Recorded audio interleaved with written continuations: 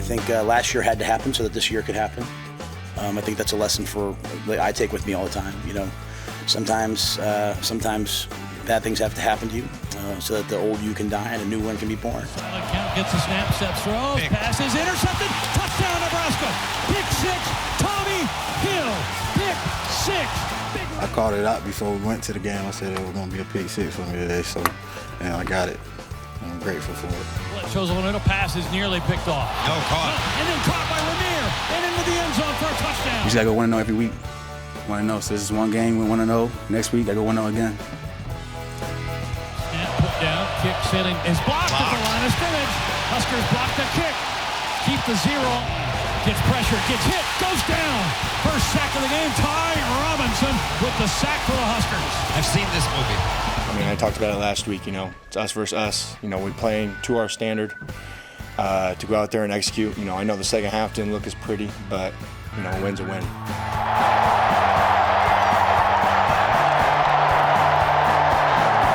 In terms of the fan base, what I would say is let's just take it one game at a time. Let's just, where our players will get in trouble and everyone will get in trouble, we'll start zipping ahead to like 4 weeks from now, 5 weeks from now. We have not earned that right. We have not earned the right to start looking ahead. Those were the high-V sounds of the game following Nebraska's 28 win over Colorado as the Huskers moved to 2-0 to start the season. Coach, you had said after the game you were fired up about this one. What fired you up the most about this win, this performance? I was just happy for our guys, to get a win versus a quality team in that environment on national TV. I was anxious to see. I felt like we were the better team, but I was anxious to see where they step up and play the way they were capable of. And certainly in the first half we did, and defensively pretty much the whole game. So some things to probably work on, definitely to work on. But I was happy that they matched their intensity.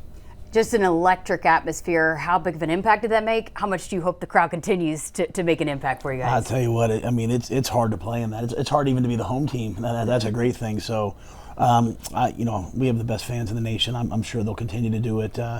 To me, our home game should be a celebration. It should be a celebration of the team and the players, but the cheerleaders, the band, the students, the fans, really our entire state. So I hope we do it again this Friday. All right, we're back to take a look at the first half action coming up right after this on our Nebraska Football Show presented by Ludaka Wealth. Welcome back to the Husker Football Show presented by Ludaka Wealth. Well, you guys won the toss, deferred to the second half. What did you like about putting your defense out there first? Well, we felt like we were going to play really well on defense, and so we wanted to get them out there. We figured it would be a 4-quarter battle, so we wanted to have the ball after the half, and our guys went out there and got the stop and got us great field position. Yeah, first of a long day here. We're going to see for Shadur Sanders, Ty Robinson with the first sack of the day. So you get the offense gets the ball and they keep it rolling here.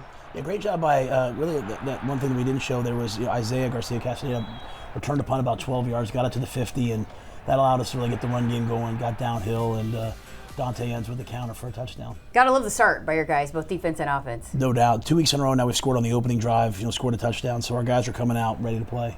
So again, you force another, or 3 and out here, and offense gets the ball back, and here's another example of you guys getting a lot of different guys involved in the action. Yeah, we just have to be better.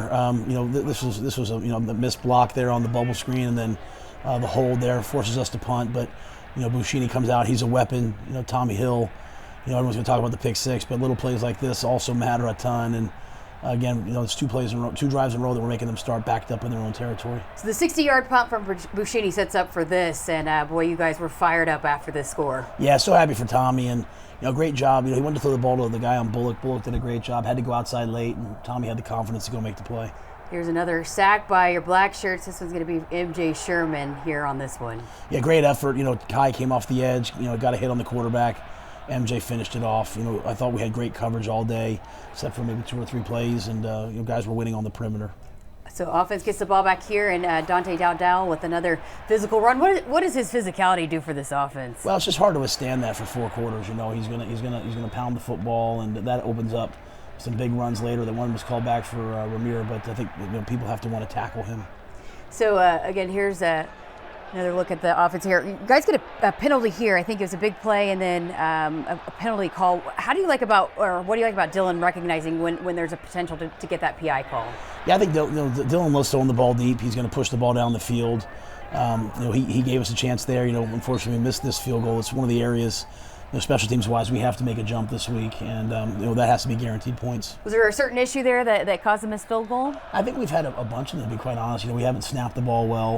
It was better this game, and I think our kickers are probably thinking about it too much. So we'll work on it incessantly this week, because we have to be able to make those kicks. Yeah, I love talking to your guys after the game. They both were giving credit to each other, the defensive line and the back end, your secondary. How did you like the way that your defensive backs matched up with the Colorado weapons? Yeah, we did it all. We played man, we played zone. We got really everyone on defense involved, and here we hit Fedoni down the middle of the field. Great third one run. Just like the amount of guys on offense that are touching the ball as well. And here's Dylan, and a big play here. Jalen Lloyd gets in on the action. Yeah, great play by Jalen. Didn't really get too involved the first week, so happy for him to have that big play. And we cap it off with the touchdown run. Another second touchdown here for Dante Dowdell as we take another look at it. So Huskers up big here, and defense just continuing to play lights out. This was the one first down that they had. They didn't have very many of those. Yeah, on this drive, they got a couple things going, but we got down the red zone, and Tommy plays man on Hunter, defensive line, that gets the blocked field goal and maintains the shutout. Ty Robinson with the blocked field goal. What kind of mission was he on Saturday? Well, I got to be honest with you. Ty and Nash came in my office yesterday arguing about it. They think that they hit both of their fingers. So, but I thought Ty played great. He's in the best shape of his life, and he's playing really well. So again, we're seeing more of the defensive effort here. You had 4 sacks in the first half. What was it about the front that allowed them to be so involved and so many different guys involved? Well, we stopped the run early, so we had our guys were hunting, and again, there was no easy throws. Our guys were playing great coverage. Our team meeting today was all about how everyone's working off each other, and even when we didn't have sacks, no play like this. Just having to throw the ball away. I think, just the hurries, the pressures were really the story of the game. You had mentioned this too. So the second time that your offense gets the ball back here with a 2-minute drill, what did you like about the execution of your offense here late in the first half? I mean, it was just a lot of guys doing really good things. Even Ramir here, they bring zero blitz. He speeds up the route. It almost was a pick, but Ramir fights for the ball, and that's what we want, man. You got time to go make some plays, and Ramir makes the play, and again, that's 2 weeks in a row. A guy's made a great catch in the 2-minute drive. It was great to see how your team celebrated Ramir. He means a lot to this football team. He's a special guy that everyone respects, and he's playing his best football right now. So your defense gets a stop to close things out, 28-0 here going into the half. Could you have asked for a much better start? I haven't had a lot of 28-0s at the half. Again, this is as skilled a team that we played. I mean, athletic. They're as skilled a group as we'll play maybe all year, and so at least for a while. So we got off to a great start. I was happy to see our guys, and we played complimentary. All right, again, 28-0 at the half. We're back to break down the second half action coming up right after this.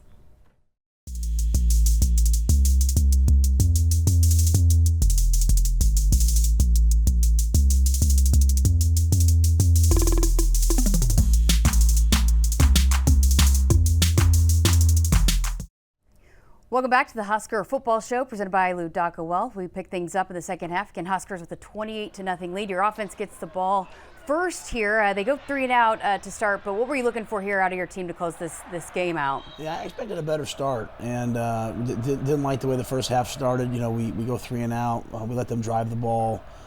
Whereas I was really proud of that the first week, I didn't like it as much this week. So here is, again, John Bullock, by the way. He had a big game for you guys. Yeah, he did a lot. Even here, you see he has 2 batted balls. A lot of plays that maybe don't necessarily show up on the highlights, but they were highlight plays. And, we have opportunities here that, that's got to be a sack. So I just, think that as we move forward, opportunities to play better in the second half really showed up. How big was it here to hold them to a field goal, though? Yeah, it's a 4-score game. A field goal still makes it a 4-score game. So I'm proud of our guys. Dante comes out, I thought sets the tone here. The first drive of the second half, being physical, and should have capitalized on this drive. What did you like out of Dante and him getting so many opportunities there on Saturday? Yeah, just they're a man-to-man team. We thought there'd be a lot of times where they were going to have to bring a safety down to tackle a big back, and it felt like a kind of a big back game, to be honest with you. Prince Welluman been yelling with the sack here. Yeah, Tony has all that that crazy stuff he does on defense, and Prince Will came around and made a play. We're backed up. Ramir gets us out, so these are the opportunities we have to capitalize on. First down by Ramir Johnson there, and then your offense is starting to roll, but we had a penalty call here on Isaiah Nair. Yeah, I think in total, probably about lost yardage, not the penalty yards, but lost yards, like 170 yards and a touchdown. So really that hurt us on the day. But big play by Dylan, backed up. He makes the throw, and then this is one of probably the best plays. Dylan hands the ball off and then makes the block. Just a special play by him. How much are you guys looking for ways to get Ja'Cory Barney involved in other different ways? I don't know if there's enough ways. He's pretty dynamic. Love getting him involved in the game. We had seen too a big catch by Nate Borkacher as well. He's also becoming a weapon for you guys. Yeah, I think that's a great thing is how many different guys touch the football 2 games in a row. So, one guy doesn't have maybe 12 plays, but guys are getting touches and it makes it hard to defend us. A couple of penalties back to back we saw there. That one was the targeting by Mekhi Bayer. Did you guys agree with that, or how's that going to affect you guys moving forward? Well, he has to sit out the first half. We've appealed it. Those appeals don't go through very often, but I felt like it was a late slide, not a deliberate malicious play, and shouldn't have been called. So Colorado gets a touchdown there, and then back to your offense. And we're seeing multiple penalties here. How do you address this with the team? What are you guys looking for to improve on this moving forward? Yeah, the first ball game we had 3 penalties, and 2 were offensive pass interference, with young guys. So played a really clean game, but not in this game. And so, and honestly, when I watched the tape, a lot of them I agreed with. So. I'm really not happy about it. I think I want our guys to understand that this would have been a 50-0 game, 50-10 game had we not had those penalties and those missed opportunities. So we're going to see Willis McGahee with a sack fumble here. Gotta love the way that they continue to make things difficult for the Colorado offense here at the end of the game. Yeah, super fired up for Willis. Gets in there, shows what he can do, and that's going to lead to more plays. That's going to lead to more opportunities. That's a 5-star left tackle, their starting left tackle, and he goes and beats him. And time for the best play in football. We call that victory where we take a knee, and it was great. You say, gotta love being in victory formation. And then the students rush the field, but again, gotta be really, really proud of your team and to get this one done and move to 2-0. Yeah, we came out this week, wanted to go 1-0 versus a really good Colorado team and a great environment. They got it done. All right, coming up next, we're gonna have our this week's Cornhusker conversation. We sit down with Jamal Banks. Keep it here on our Husker Football Show. Welcome back to the Husker Football Show presented by Lou Daka Wealth. It's time now for this week's Cornhusker conversation presented by Woodhouse. This week I got a chance to sit down with senior wide receiver Jamal Banks. Snap back to Rhule. Steps, throws toward the end zone for Banks. Goes up, makes a catch, and it is a touchdown, Nebraska. Jamal Banks out-leaped a couple of defenders. Welcome into this week's Cornhusker conversation. For this week, we're chatting with senior wide receiver Jamal Banks, who had a big first day as a Husker out there in Memorial Stadium. How was your first game day here in Lincoln? It was incredible. It was fun. My grandmother came, and she's been alive for 70 plus years, and has never seen nothing like that. And so it was exciting for my family to even see that, and then just for me, just being out there, taking in the moment. How about the first tunnel walk? How was that? It was emotional. Yeah. Emotional in a way, like I just had juices was flowing, just walking through a valley, and then with the people that I've gone to work with for the past 6-7 months, it was incredible. You're an incredible ball catcher, but you want to be involved in other ways. Why has that been important for you? Take us through that development for you that you want to contribute in other ways. So how I treat my teammates is ultimately a projection of how I treat myself, and so it's about what I can give. I can give that block for my teammate. I can get this water from my teammate. I can do anything for my teammate because my teammate is me, and it's us. So that mindset right there is probably ultimately what led to you getting one of the single digits. How special was that when you got that news, knowing that you're going to be wearing one of those single digits for this team? Yeah, it was an honor. I pride myself on paying homage and honoring those who come before me and who support me, and who paved the way. And not just the people before me, but also the people that I've worked with, so the entire team, the staff, the whole program. You have a very interesting hobby. You make music. Tell us about that and the background behind that. I wrote a poem in I think 6th, 7th, or 8th grade. It was called A Broken Generation. And I won a little award, I guess, for the poem. And so that poetry, just turned into lyrics just with a beat. And then I just started writing songs. What does that do for you? What does that provide for you to have? Because you are all in on football and you are very dedicated and you work so hard, but to have something like that outside of football that you can invest in. Having an outlet, at certain times, I would write songs like a year ago, and I go back to it, and it had kind of answered a question for me. Like I was starting to get answers of why I felt certain ways. What's it felt like being in Lincoln, Nebraska, and the Husker Nation and the support? I mean, how has that all been for you? I'm grateful just for the atmosphere here. Just knowing like the sellouts and, you know, this school kind of being in the middle of nowhere, the whole state of Nebraska, not just Nebraska, but, you know, neighboring states. They want to win. They want to win so bad, and they really care, you know, about this program. I mean, it's historic, legendary. And so I wanted to be a part of that turning point, you know, that part of that, the group that like, we got you, you know what I'm saying? Say we got you and just go do what we work for. Coach, that was one of the most fascinating interviews I've ever done. Jamal Banks is a really impressive young man, but he's the only offensive guy to earn a single digit. What did you guys see in him that allowed him to really step into that leadership role right away? I think he just came in and took it. I think he's someone that lives his life for other people, and I think everyone feels it. And so from the day he got here, his impact has been, you know, it's been really unmatched. And I'll hate when he leaves because he's made this place a much better place. How good is the trust already between Dylan that he has with Jamal and Isaiah Nair? Oh yeah, Dylan put so much work in, and the guys who put the same work in, he trusts them, and so Jamal's a steady guy that's going to do everything right and can make plays. All right, we're back to wrap things up with final thoughts from Coach Rhule coming up after this. Welcome back to the final segment here of our Husker football show presented by Ludaka Wealth. Well, 2-0 now, and now you again look to go 1-0 against UNI Northern Iowa. Another night game, 6:30 on Saturday. Take us into that matchup and what you guys are looking for in that matchup. Well, you know, they're ranked number 21 right now in FCS. You know, Coach Farley's been there for a long time and won a ton of games. Tremendous amount of respect for them, and I think they're fourth right now nationally in rushing. They're averaging like almost 300 yards rushing. Their tailback, they have two tailbacks that are outstanding players.